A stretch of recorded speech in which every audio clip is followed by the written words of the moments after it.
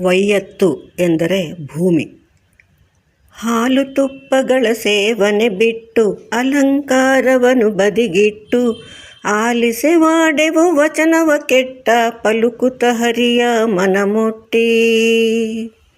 ಸ್ನಾನವಗೈಯುತ ಬೆಳಗಿನ ಜಾವದಿ ದಾನವಗೈಯುತ ಅತಿಥಿಯತಿಗೆ ಜ್ಞಾನವ ಪಡೆಯಲು ಮೌನದ ಬೆಸುಗೆ ಚೆನ್ನ ಕೃಷ್ಣನ ಒಲಿಸೊಬಗೆ.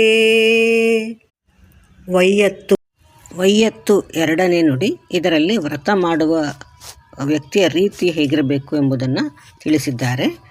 ಭೋಗ ವಸ್ತುಗಳನ್ನು, ಹಾಲು ತುಪ್ಪಗಳನ್ನು ಸೇವನೆಯನ್ನು ಬಿಟ್ಟು ಅಲಂಕಾರವನ್ನು ಸರಳವಾಗಿ ಮಾಡಿಕೊಂಡು ಆಸೆಯನ್ನು ಬಿಡಬೇಕು. ಕೆಟ್ಟ ವಚನವನ್ನು ಮಾತಾಡಬಾರ್ದು. ಆವಾಗ ಬೆಳಗಿನ ಜಾವನೇ ಸ್ನಾನ ಮಾಡಿ ದಾನನೂ ಮಾಡಿ ಅತಿಥಿಗಳಿಗೆ ನಾವು ಜ್ಞಾನ ಪಡೆಯೋದಕ್ಕೋಸ್ಕರ ಮೌನವಾಗಿರಬೇಕು. ಈ ರೀತಿ ಮಾಡಿದರೆ ಕೃಷ್ಣ ಒಲಿಯುತ್ತಾನೆ ಎನ್ನುವ ನಿರೀಕ್ಷೆ ಇದೆ. ನಾವು ಯಾವುದೇ ವ್ರತ ಮಾಡಿದರೂ ಈ ಸರಳ ನೀತಿಯನ್ನು ಅನುಸರಿಸಿಕೊಂಡಾಗ ಆಗಾಗ ನಮಗೆ ತಿಳಿಯದೆ ಆ ರೀತಿ ನಡೆದುಕೊಳ್ಳುವ ಅಭ್ಯಾಸ ಸ್ವಲ್ಪವಾದರೂ ಆಗುತ್ತದೆ. ಈ ಮೂಲಕ ಈ ಅಭ್ಯಾಸವನ್ನು ಬೆಳೆಸಿಕೊಳ್ಳುವುದು ತುಂಬ ಸುಲಭ.